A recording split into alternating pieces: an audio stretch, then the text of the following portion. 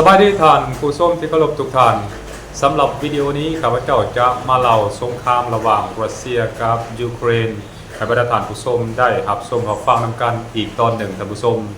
ซึ่งตอนนี้ข้าพเจ้าจะเล่าเกี่ยวกับปัญหาของยูเครนที่กำลังประสบพบพ่ออยู่ในเวลานี้และก็มันก็ส่งผลกระทบต่อประสิทธิภาพต่อขีดความสามารถของยูเครนในการต่อสู้กับประเทศรัสเซียนั่นเองท่านผู้ชมซึ่งในความเป็นจริงแล้วประเทศยูเครนเวลานี้นั่น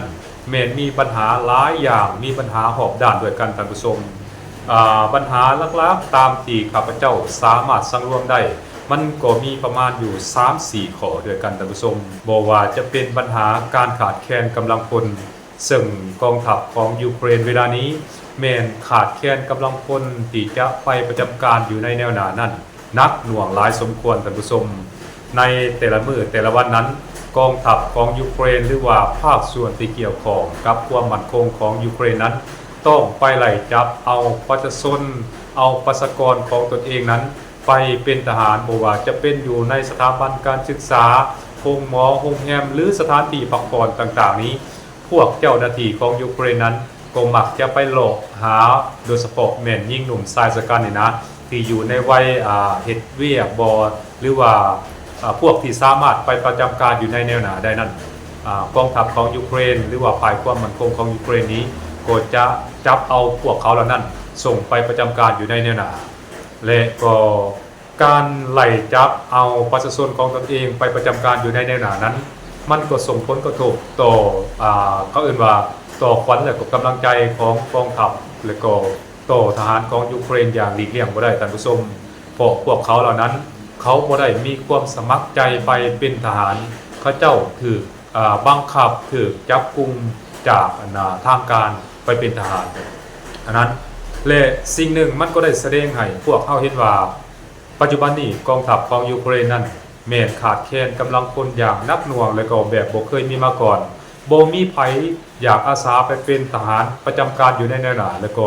สู้รบกับกองทัพของรัสเซียอีกต่อไปแล้วอันนั้นคือปัญหาหนึ่งที่ยูเครนกำลังประสบพบพ่ออยู่ในเวลานี้ปัญหาที่2ตามที่ข้าพเจ้าสังเกตเห็นคือเรื่องงบประมาณท่านผู้ชมสำหรับงบประมาณที่ใช้จ่ายเข้าในการบริหารประเทศของยูเครนนั้นบ่ว่าจะเป็นเข้าในการบริหารประเทศทางด้านการเมืองการปกครองก็คือด้านความมั่นคงนั้นปัจจุบันนี้ยูเครนแม้มีความขาดแคลนงบประมาณอย่างหนักหน่วงเพราะว่า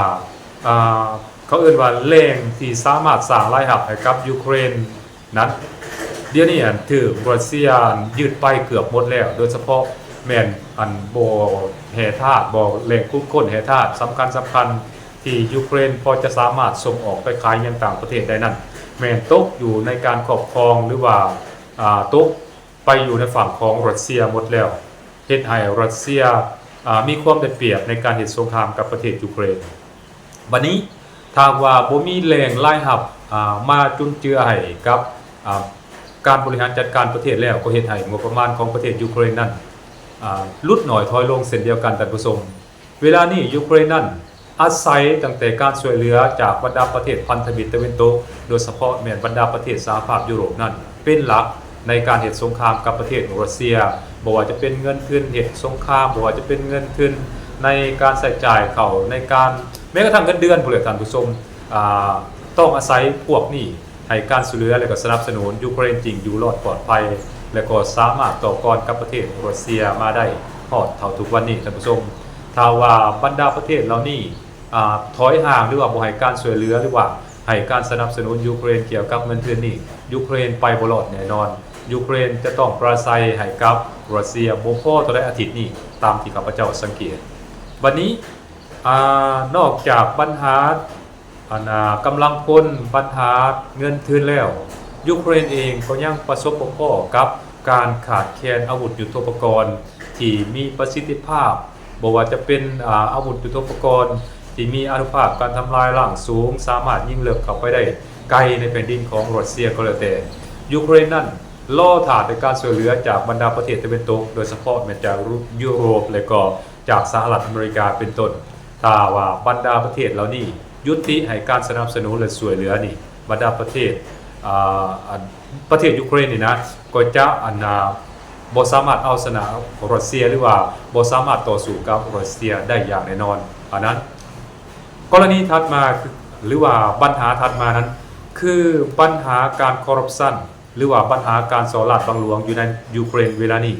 แผ่ขยายเป็นวงกว้างโดยเฉพาะแม้นการคอร์รัปชันหรือว่าการส่อราดบังหลวงเงินที่ได้รับการช่วยเหลือจากบรรดาประเทศสหภาพยุโรปและก็เงินที่ได้รับจากแหล่งอื่นๆนั่นแหละคือว่าเงินเหล่านี้นั่นหัวไหลหลายที่สุดเท่าที่ปรากฏเป็นข่าวในระยะผ่านมาโดยเฉพาะแม้นกลุ่มคนชนชั้นนำกลุ่มแก๊งของเซเลนสกี้นั้นก็ได้พากันยักยอกเอาหรือว่าส่อโกงเอาทรัพย์สินเหล่านี้เหตุให้พวกเขาเหล่านั้นต่างก็มีการสั่งห้ามคนมีทรัพย์สินเพิ่มขึ้นไปตามๆกันกงกันข่าวกับประชาชนของยูเครนนั้นต้องตกระกำลำบากและก็ต้องหับสภาพของสงครามที่มันเกิดขึ้นนั้นอันนั้นคือเกี่ยวกับปัญหาการคอร์รัปชันบัดนี้ปัญหาถัดมาเวลานี้นั่นมีหลายๆประเทศในสหภาพยุโรปนั้นก็เริ่มส่งสัญญาณบอกว่านับแต่นี้เป็นต้นไปจะบ่ให้การสนับสนุนหรือว่าช่วยเหลือยูเครนทางด้านเงินทุนและก็อาวุธยุทโธปกรณ์อีกต่อไปแล้วเพราะว่าหลายๆประเทศก็ออกมาบอกว่าได้ให้การสนับสนุนและช่วยเหลือยูเครนทางด้านเงินทุนนี่หลายรอบแล้วบางประเทศก็ให้การสนับสนุนช่วยเหลือเงินทุนแก่ประเทศยูเครนนี่ถึง23รอบด้วยกันเนาะอันนั้นวันนี้มีบางประเทศก็บอกว่าอาวุธยุทโธปกรณ์ในประเทศของตนเองนั่นก็หมดแล้วบ่สามารถที่จะส่งอาวุธยุทโธปกรณ์สนับสนุนยูเครนต่อสู้กับรัสเซียได้อีกต่อไปแล้วเห็นบ่อันนี้มันเป็นสัญญาณบ่งบอกว่าบรรดาประเทศในสหภาพยุโรปเหล่านี้นั่นเริ่มลดทอนการให้การช่วยเหลือหรือว่าสนับสนุนยูเครนแน่แล้วสิ่งดังกล่าวนั้นมันเป็นสัญญาณอันตรายสำหรับประเทศยูเครนถ้าว่าพวกเขาเหล่านั้นหรือว่าบรรดาประเทศเหล่านั้นยุติการสนับสนุนหรือว่าช่วยเหลือยูเครนแท้ตามที่พวกเขาได้ประกาศเอาไว้นั้นแน่นอนยูเครนเซตแน่นอนท่านผู้ชมเซตแน่นอนบัดนี้มันมีอีกปัญหาหนึ่งคือความบ่ลงรอยกันในประเทศสหภาพยุโรปนะเพราะว่ายุโรปเองนี่ก็บ่แม่นว่าสิเห็นดีเห็นงามนำกันหมดทั้งมวลและท่านผู้ชมมันก็มีเสียงแตกออกมาเป็นอยู่2ฝ่ายด้วยกันในบรรดาประเทศสหภาพยุโรปนั้นบางฝ่ายก็เห็นดีเห็นงามว่าต้องสืบต่อให้การสนับสนุนและก็ช่วยเหลือยูเครนแต่ว่าอีกฝ่ายหนึ่งนี้กลับบ่ต้องการให้การสนับสนุนและก็ช่วยเหลือยูเครนเพราะว่า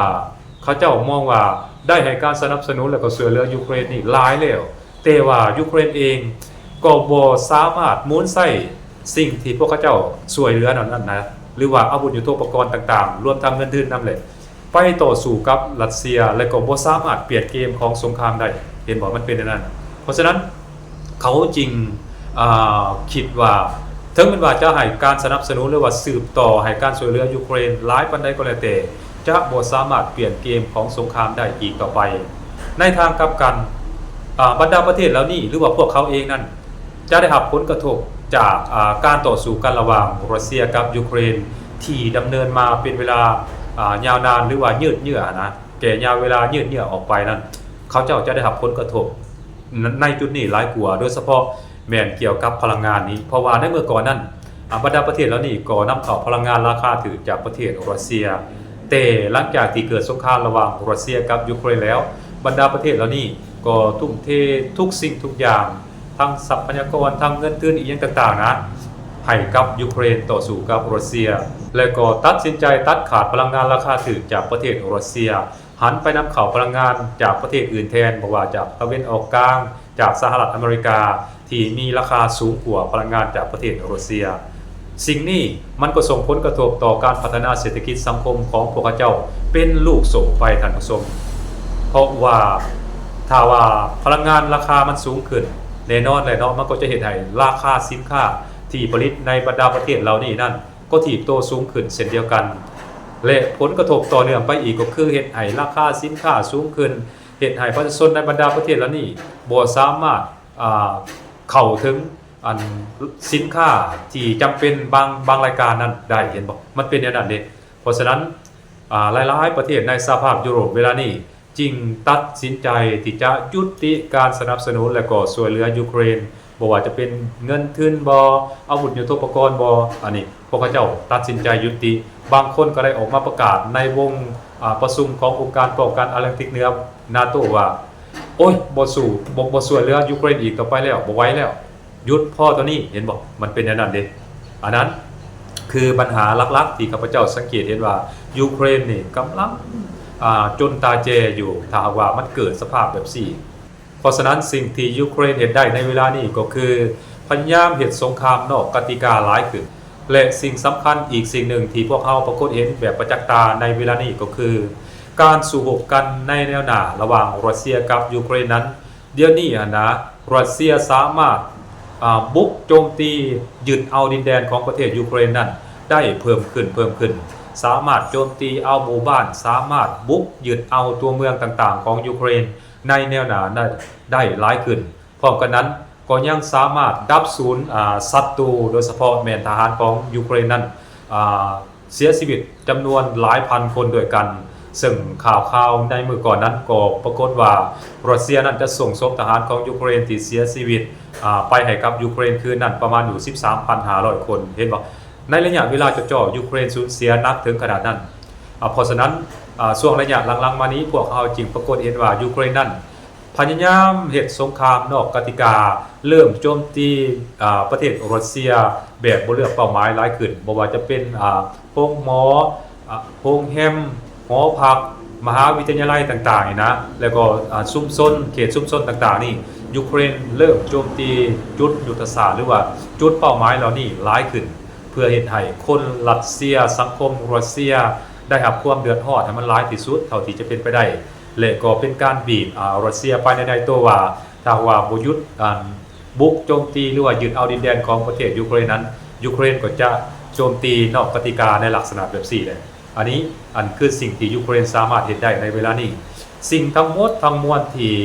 ยูเครนเฮ็ดไปนั้นก็เพื่อเรียกร้องความสนใจ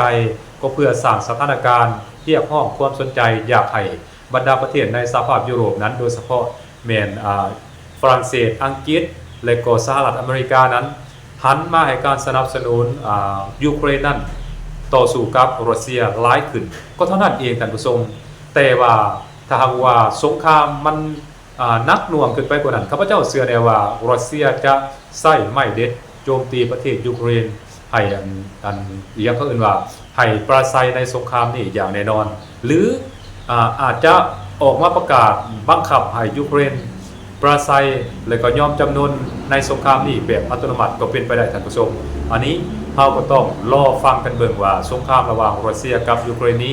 มันจะจบลงในรูปแบบใดท่านผู้ชมรอติดตามรับชมรับฟังนำกันซึ่งข้าพเจ้าเองก็บ่สามารถบรรยายได้หลายกว่านี้เพราะว่าข้าพเจ้าเห็นแล้วว่าสงครามระหว่างรัสเซียกับยูเครนนั้นมันบ่มีหยังใหม่มีแต่โจมตีกันไปมาแต่โตที่มันเห็นเป็นประจักษ์ตาก็คือรัสเซียนั้นสามารถยึดเอาดินแดนของประเทศยูเครนได้หลายขึ้นอันนั้นคือสิ่งที่มันเกิดขึ้นจริงในภาคสนามยูเครนบ่สามารถเปลี่ยนแปลงกติกานี้ได้ท่านผู้ชมสบายดี